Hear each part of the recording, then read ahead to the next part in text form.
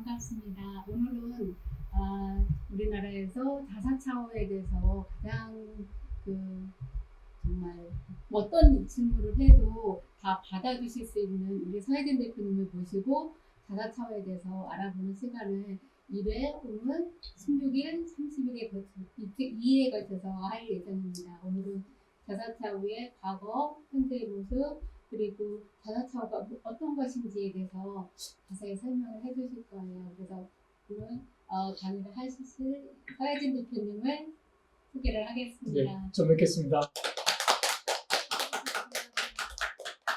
우리 점장님이 상당히 용의 주도하십니다. 늦게 오신 두 분을 위해서 인사하는 시간도 나누고 그 시간이 오히려 더 좋은 시간이 된 것 같고요. 아까 말씀 올린 것처럼 현재 드시고 있는 차가 무이암차입니다. 무이암차고 이 무이암차를 자사차후 이야기를 하면서 무이암차를 마시는 이유가 아시겠지만 이게 자사차후이기 때문에 이건 차를 마시는 도구잖아요. 그러니까 차를 마실 때 쓰는 도구이기 때문에 이 도구를 이용하는, 그러니까 자사차후를 이해하기 위해서는 사실은 차의 역사가 먼저 이해가 돼야 되거든요. 그러니까 도구이기 때문에 이 도구가 하는 일은 뭐냐면 차하고 사람 사이를 매개하는 게 도구잖아요. 그래서 도구의 등장과 발전은 뭐냐면 어떤 차를, 여기 뒤에도 이제 다양한 차들이 있는데 어떤 차를 어떻게 마시지? 그러니까 먼저 전제가 되는 것은 차가 먼저 있는 거죠. 그러니까 차의 변화에 따라서 도구가 바뀌었고, 그다음에 사람들의 생활 방식이 바뀌면서 도구들이 바뀌는 거거든요.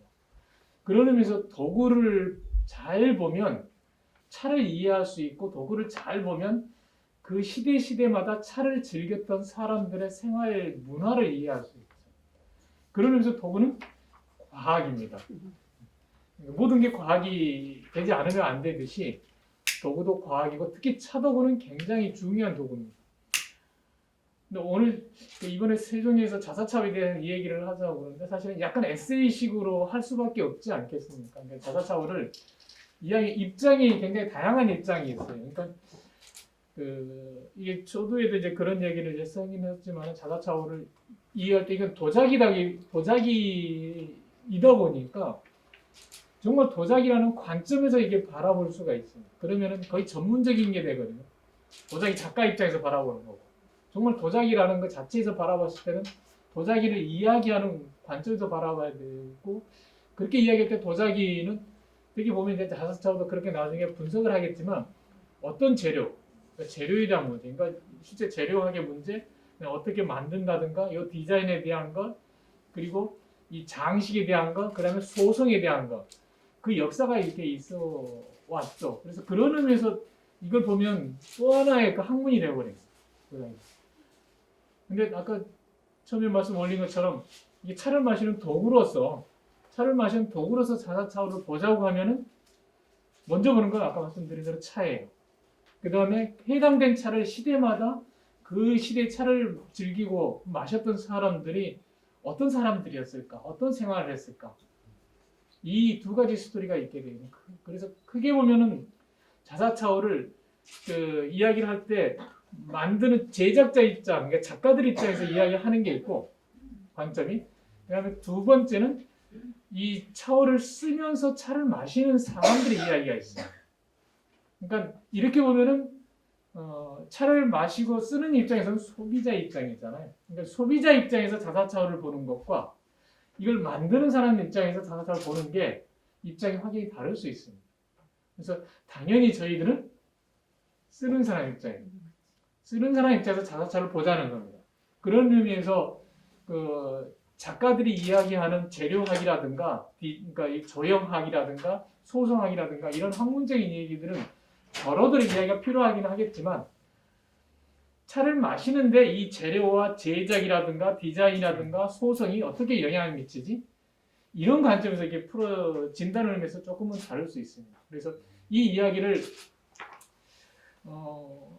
이 세종에서 두 번에 걸쳐서 하자고 하니까 주제 자체를 이렇게 정한 겁니다. 첫 번째는 자사차후가 어떻게 등장했을까? 그러니까 그런 의미에서 자사차후의 기원을 포함한 자사차후의 과거를 돌아보자는 겁니다.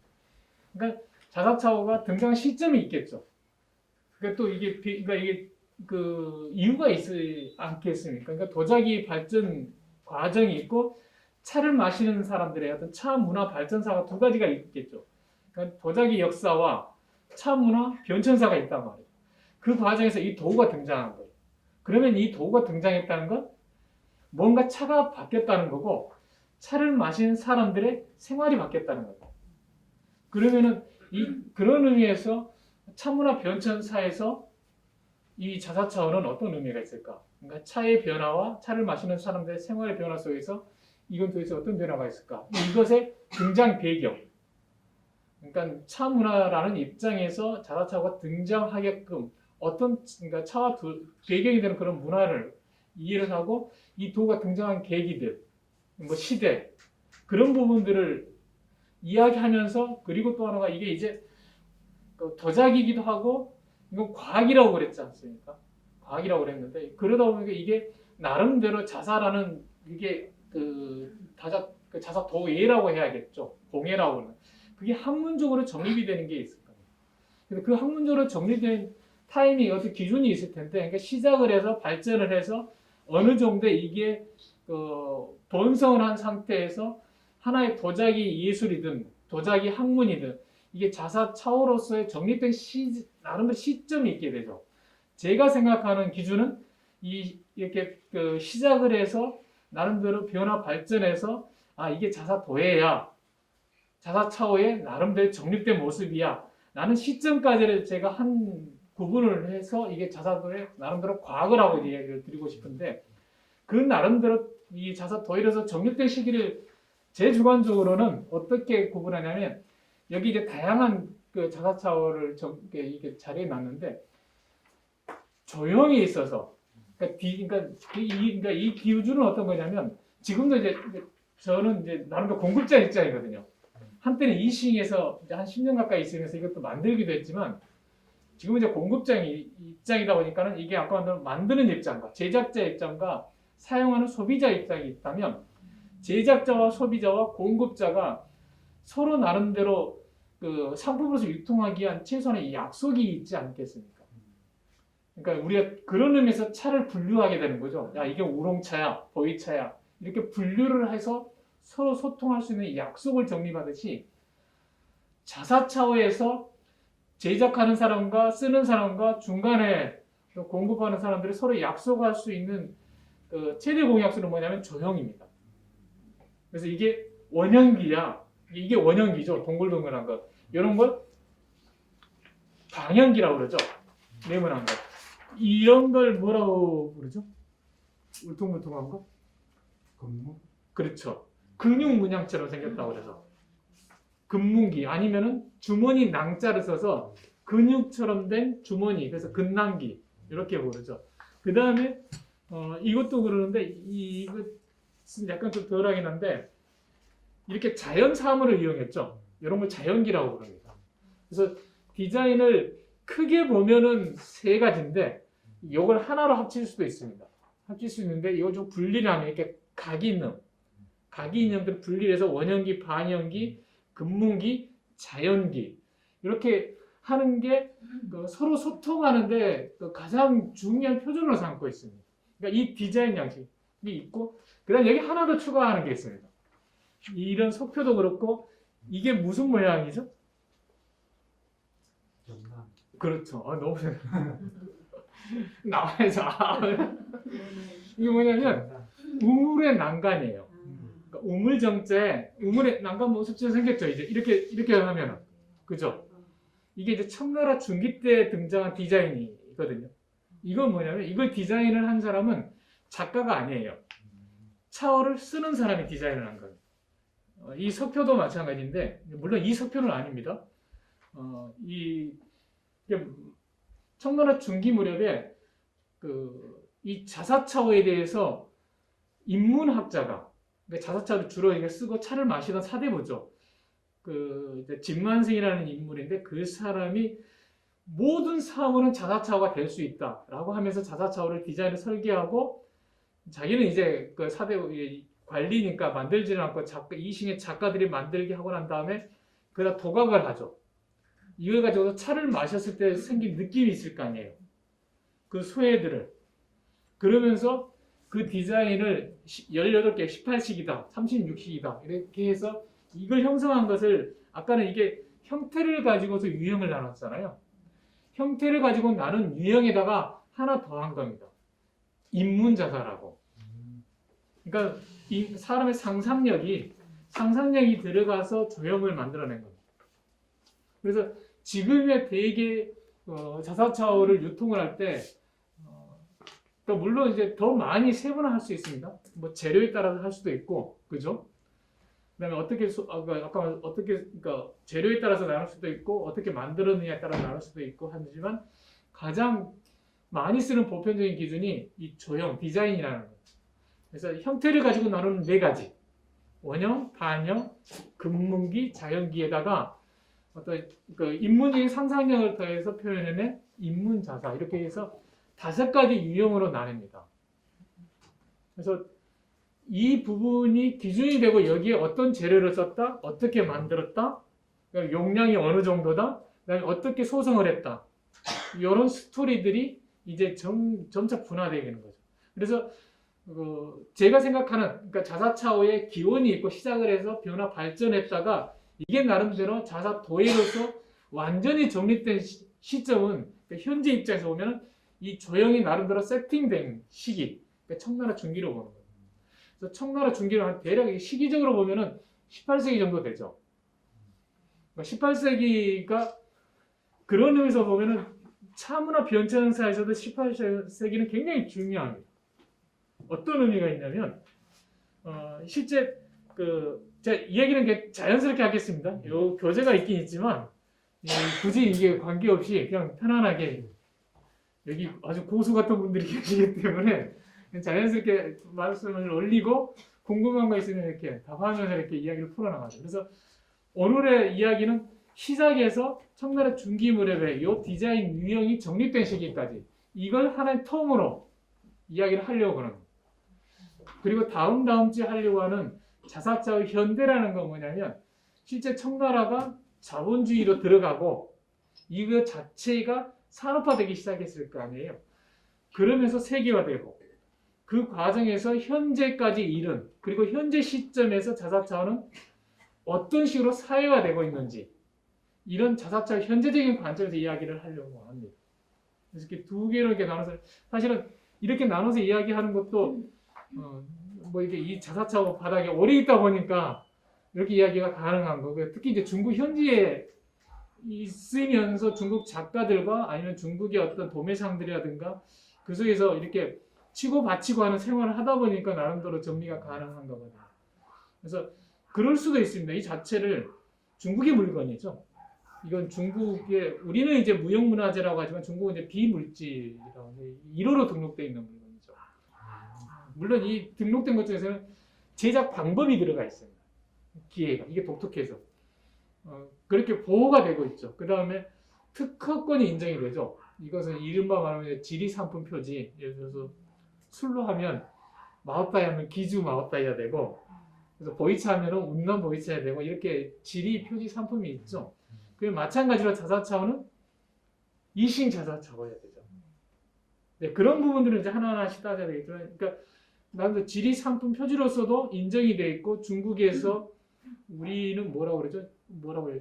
중국에 이제 질량 감독국에서 이건 언제든지 검사할 수가 있어요. 그래서 재료부터 디자인 요거까지 원스텝으로 관리가 될 수 있어요.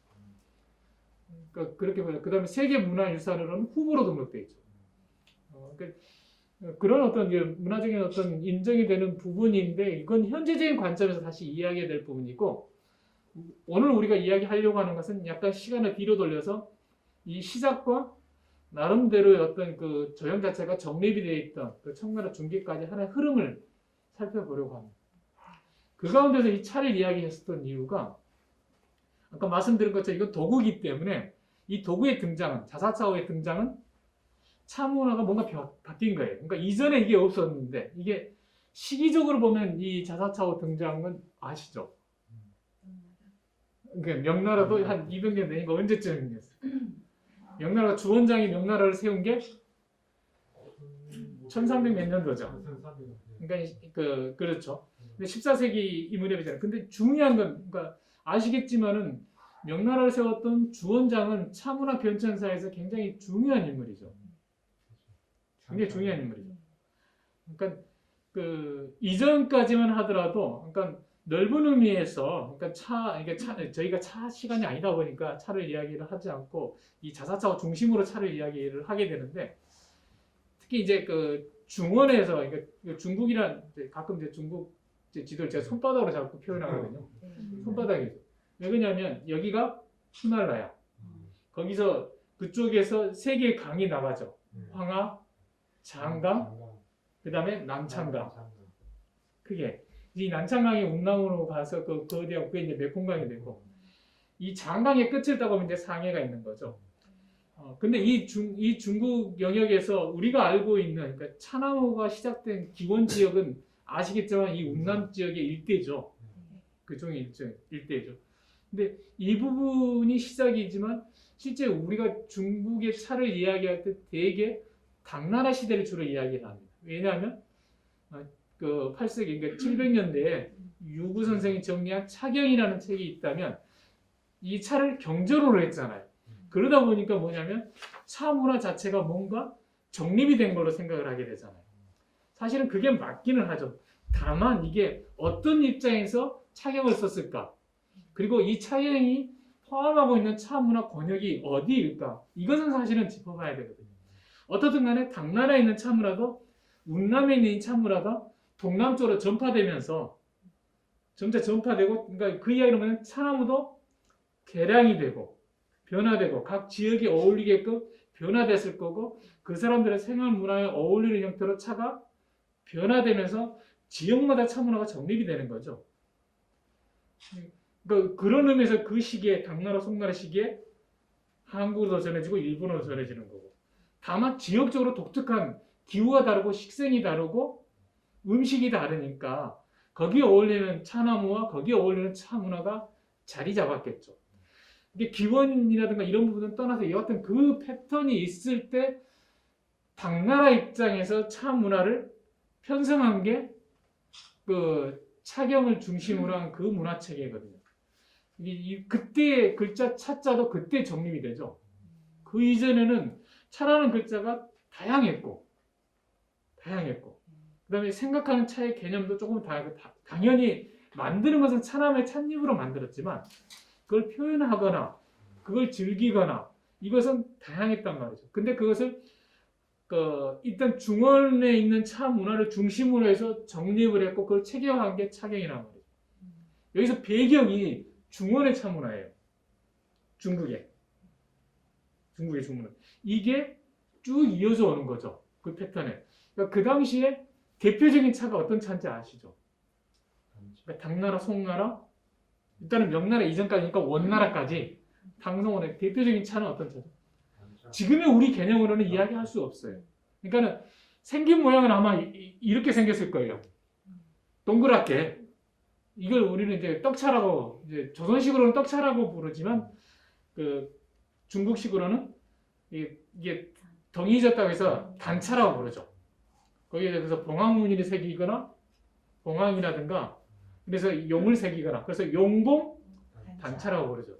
이런 게 뭐 송나라 때 고려에 선물로 보내거나 황실에 이게 이른바 말하면 뭐죠? 주류차예요. 그죠? 요 패턴에 그러니까 만드는 차 패턴에서 이 패턴을 만들고 그러면 이 차를 어떻게 마시지? 이에 관계된 도구론이 있겠죠. 근데 이때 주로 어떻게 마셨죠? 쏴서 갈아 마시고. 그렇죠. 그러니까 여하튼 이 차를 만들 때 그 과정이 있겠지만 오늘 여기서 생략하고 마시는 방법을 생각하면 이 덩이진 것을 일단 잘 갈아야죠. 네. 그러니까 황실에서는 굉장히 중요한 도구가 맷돌이에요. 곱게 갈아야 되니까. 그래서 황실에서는 금으로도 막 맷돌이 잘 갈아야 되고. 근데 이것을 어떻든 다려 마시죠. 그러니까는 쪼개고 그 갈아서 이걸 다려 마시죠. 물론 중남쪽에서는 이걸로 말차도 있었죠. 말차 형태들. 그쪽 황실에서 주로 했던 건 다려 마셨어요. 이 다려 마시는 것을 한자로 하면 끓이 자자에서 자차법이라고 그러죠.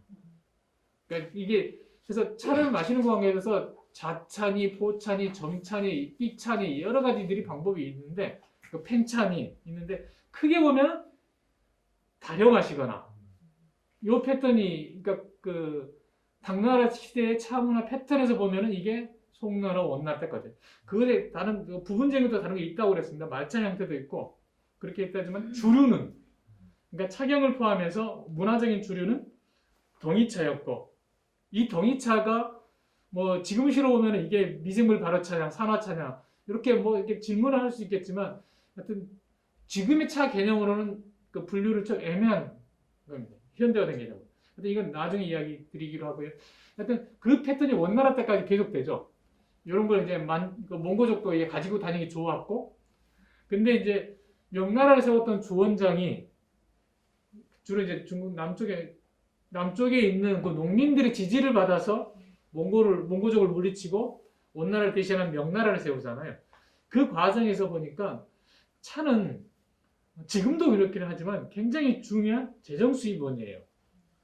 송나라 때 차세가 재정 수입의 4분의 1이었어요. 송나라 때.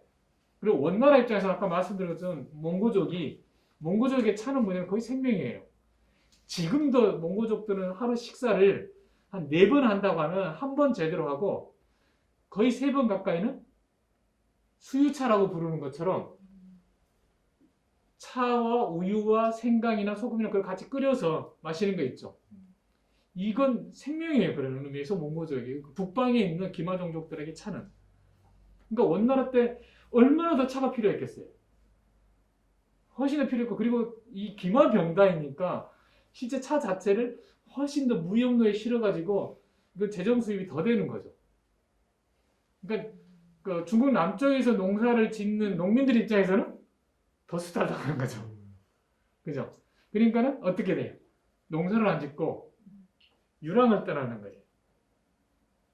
그러니까 특히 원나라 말에. 그러니까 주원장 입장에서 보면은 재정 수입원에서 굉장히 중요하죠. 그 다음에 이건 몽고족한테는 생명이죠.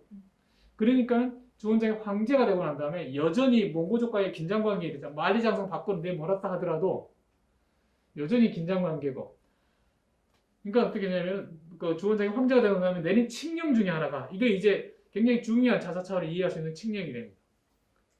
홍문현인가 몇 년에 이게 내린 칙령인데 차를 만들 때 동이 짓지 말라고 하는 거예요. 이렇게 동이 짓지 말고 이렇게 입차로 만들라고 하는 겁니다. 당시에 원나라 때 그 차 가운데서 어차원이라고 황실에서 차를 관리하던 기지가 있었던 곳이 무이산이죠. 무이산 가보셨죠? 아, 예. 무이산이 차를 파견을 해서 황실에서 차를 관리를 했었어요. 왜냐하면 거기서 내는 차가 근데 지금도 마찬가지인데 무이산은 독특한 곳입니다. 그게 자연 환경에서도 독특하지만 그래서 무이산은 지금 쌍유산이잖아요. 세계 자연유산이죠. 세계 문화유산이거든요. 그러니까 자연유산은 거기가 갖고 있는 그 자연적인 환경 자체가 독특해서 자연유산이 됐지만 거기 있는 문화적인 유산도 굉장히 독특하죠. 성리학이 거기서 일어났죠. 그리고 차문화가 굉장히 독특한 곳이고 그런 부분들에서 거기는 그냥 문화유산이거든요. 그러다 보니까 그런 배경에서 거기 지형이 독특하고 문화적으로 뭔가 이렇게 성숙된 문화가 있어서 거기에 있는 차 문화는 실제 우리가 알고 있는 모든 차 문화의 베이스가 됐다고도 할 수 있습니다. 그래서 여하튼 거기서 이제 무수한 실험을 하는 거죠. 이게 말이 쉽지 동이 짓는 것 자체를 그러니까 상상을 해보시죠. 지금하고 어떤 조건이 첫째는 교통 조건이 다르잖아요. 그러니까 이건 가지고 다니기 좋잖아요. 그리고 장기 보관이 가능해요. 예를 들어서 우리 장흥의 청태전이라든가 이런 떡차들은 장기 보관이 가능하잖아요. 근데 입차로 만들어 보세요. 부피도 커지지 뭐. 부피가 커지고. 그 다음에 이게 보관도 어렵고. 중요한 건 차 향미가 달라요. 그러니까 초기에 얼마나 무이산에서 실험을 했겠어요. 그죠? 어떻게 만들어야지 보관도 오래 할 수 있고 어떻게 만들어야지 과거에 이 떡차 실제 우리도 떡차 드셔보신 분들 알겠지만 약간 구수하죠. 그러니까 현재 우리가 알고 있는 한국식의 녹차는 지금 이렇게 돼 있는 녹차는 되게 일본식 녹차죠. 전통적인 녹차는 사실은 그 구수한 형태죠. 그러니까 이름에서 녹차인 거지 사실 녹차가 아닌 거죠. 녹차라고 부를 수 없죠, 이게. 근데 과거에는 차를 형태라든가 어떤 상징적인 의미에서 차를 이름을 불렀기 때문에 지금에서 현대사에서 차를 분류하는 이 관점에서 과거의 차를 이름할 수가 없거든요. 여하튼 현재 우리가 녹차라고 생각하는 그 녹차는 조선의 전통은 아니에요, 사실. 우리의 전통은 아니에요. 여하튼 차가 바뀌었단 말이에요. 차가 바뀌는데 이게 무이산에서 어마어마하게 실험을 해요. 그러다가 이렇게 이제 입차를 만들어야 된단 말이에요. 그래서 어느 정도 이제 명나라 초기에 이렇게 입차로 만들었을 거 아니에요. 그러면 이게 몽고족한 때는 굉장히 타격도 심했습니다. 이거 이렇게 부피가 커지니 어떻게 가져가야 되겠어요. 하여튼 그 문헌에 보면은 몽고족이 그랬다고 그러죠. 다른 것 만리장성 막을 때 다른 것은 막지 마라. 차는 제발 그러니까 다른 것은 막아도 되는데 차는 정말 막지 마라. 자기들 생명 같아서. 여하튼 그런 스토리들이 있는데 여하튼 무이산에서 무수한 실험을 하면서 이렇게 입차를 만들면서 그러니까 상상하면 차가 바뀌었습니다. 이제 차가 패턴이 바뀌었어요. 패턴이 바뀌었고 요것의 어떤 성질도 분명히 바뀌었겠죠. 그러면 이제 누구한테 이제 과제가 돌아오냐면 차를 마시는 사람들한테 과제가 돌아와요. 그러니까 과거에는 이렇게 정해진 떡차를 이미 패턴이 당나라 때부터 이렇게 누적되는 수백 년 왔기 때문에 거의 1000년 가까이 왔지 않습니까? 그럼 노하우도 그러니까 얼마나 화려한 차 문화가 있어요. 그러니까 사실은 그 도구라는 입장에서 보면은 무지무지하게 발전했을 거 아니에요. 근데 차는 그렇게 특별하게 많이 발전하지는 않았지만 도구는 굉장히 많이 발전했죠. 그 패턴들이 뭐 이게 그림으로도 표현되고 시로도 표현되고 그러니까 얼마나 그러니까 200도 그렇고 도보도 그렇고 우리가 알고 있는 그 뭐죠 그 칠환가 노동의 칠환가 한 잔 마시니까 갈증해서 되고 두 잔 마시니까 뭐 가슴이 해결되고 세 잔 마시니까 뭐 속이 풀어주고 이렇게 해서 일곱 번에 걸쳐서 차를 그 마시면서 그 즐거움을 표현했던 게 칠환가라는 게 있거든요. 그런 것도 되게 당나라 때죠. 여하튼 다양한 표현들이 있는데 이제 명나라 초기에 차가 바뀌어 이렇게 되니까 그 다음 그러니까 차를 만드는 사람들이 이제 고민을 하면서 그 전에는 되게 차를 증청을 했었거든요. 쪘거든요. 그래서 가로냈는데 초청이 거기서 이제 보편화되죠. 볶는 게. 그러면서 이제 차가 변한단 말이에요. 여하튼 이렇게 등장을 했어요. 그것의 대표적인 주도했던 게 아까 말씀드린 무이산이란 말이죠. 무이산에서 이렇게 2차 형태로 그때 그러니까 이 차를 지금의 관점으로 재단하면 안 된다는 걸 전제를 드리고 여하튼 이 차들이 이렇게 등장을 해서 황실에 납품이 되고 초기에는 그 아시겠지만 명나라 초기 수도는 어디죠? 여기 나오죠. 남경이에요. 나중에 50년 지난 다음에 북경으로 옮기는데 남경이니까 이 남경 일대 여기 이제 지도도 있지만 그 이게 이제 남경 그렇죠. 남경이 있고 이 남경이 이 양자강의 하류에 오는 흐름이 있지 않습니까? 그래서 이 남경이 있으면 요 일대가 이 뭐라고 하냐면 이 중국은 여기를 장강이라고 그러죠. 장강이라고 그러죠. 그래서 장강 삼각주라고 그러죠. 그러니까 우리 낙동강이 있으면 낙동강 삼각주 평야가 있듯이 여기에 거대한 도시군이 형성되어 있죠. 현대적으로. 그래서 남경과 상해와 항주 이 블록이 실제 현재 중국의 경제의 심장부죠. 그리고 여기를 이른바 말하면 진정한 중국의 강남이라고 그럽니다. 여기가 센터예요. 그래서 여기에 그 남경의 초기 수도가 있었고 아시겠지만 이싱이라고 한 것은 남경에서 지구로 1시간 거리 바로 밑에죠. 여기 있단 말이에요. 그러니까 요게 진정 중국의 강남이니까 날씨도 좋아. 그 다음에 물산도 풍부해. 교통도 좋아. 그러니까 어떻게 되죠? 이러면 관리들이 생활하다가 은퇴하면 다 이리 가는 거예요. 그러니까 여기 여행을 가시면 중국의 정자 문화, 정원 문화, 그죠? 그런 게 여기에 다 밀집돼 있죠. 근데 여기 굉장히 안정된 곳이고 그러다 보니까 이른바 우리가 안동처럼 사림의 문화가 어마어마하게 발전합니다. 그래서 중국의 실제 여기가 강남이고 그러다 보니까 중국의 사대부 문화가 여기 중심으로 형성이 되어 있고 계속해서 계보를 이어서 내려오죠. 그러니까 이 이야기는 어떤 의미냐면 차를 마시는 사람들이 당시에 그러니까 명나라를 기준으로 한다면 누구겠어요? 명나라니까 유학의 유학을 중심으로 펼쳐진 나라니까 사대부들이잖아요. 그러니까 당시에 차문화를 받쳐주신 건 사대부들이에요. 그러니까 요 일대에 있는 사대부들이 고민에 빠진 거예요. 차가 바뀌었어. 황실에서도 고민에 빠졌겠죠. 어떻게 마셔야 되냐고요. 어떻게 마셔야지 이 차를 차답게 마시냐고요. 저희들이 차를 할 때 예절을 많이 이야기하거든요. 근데 제가 생각하는 예절은 그거예요. 이게 절도 있거나 옷을 잘 차려입고 뭐 이렇게 그건 저는 부차적이라고 합니다. 정말 중요한 예절은 차가 지닌 성질이 있어요. 차가 우리한테 전하려고 하는 내용이 있거든요. 그러니까 차가 지닌 성질을 얼마만큼 그 성질답게 풀어주느냐. 이게 최고의 예절이라고. 그러니까 형식이 아니라 차가 나한테 이 무수한 세월을 거쳐서 여기까지 왔는데 이게 차가 어떤 성질이지? 이 성질을 성질답게 풀어주기 위해서는 어떤 그릇을 써야 되고 어떤 물을 써야 되고 이걸 해야만이 이 차가 제대로 우러나지 않겠어요? 제대로 드러나지 않겠어요?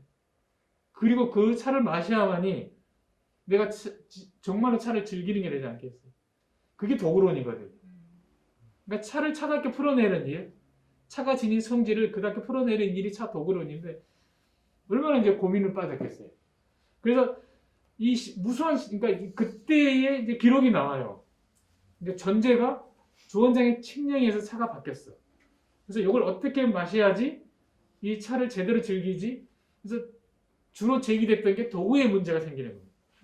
이전에는 다려 마시니까 다리는 걸 주로 어디다 다리?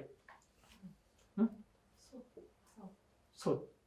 그 다리는 게 도자기 이게 우리가 이게 자차포 다리는 문화에서 되게 보면 항아리로 다리죠. 그걸 되게 관이라고 부르죠. 그러니까 우리가 탕관. 그러니까 우리가 약도 다리듯이. 그러니까 다리다란 말은 뭔가 이게 그게 어울리는 또 그릇도 있는 주로 그런 게 탕관이죠. 그러니까 만약 차를 다셨던 것은 이게 차관, 그러니까 다관이든 차를 마시는 다리는 건 되게 관이라고 표현해. 도자기 양식에서. 그러니까 우리가 도자기에 대해서 이렇게 표현하는 것은 뭐냐면 나름대로 규칙이 있는 거, 양식이 있는 거예요. 그래서 관은 뭐냐면은 약탕관을 보셔서 아시겠지만 이 부리가 없죠. 요렇게 돼 있죠, 되게. 그렇죠. 여기 넣고 난 다음에 이렇게 끄집어냈고 차도 마찬가지죠.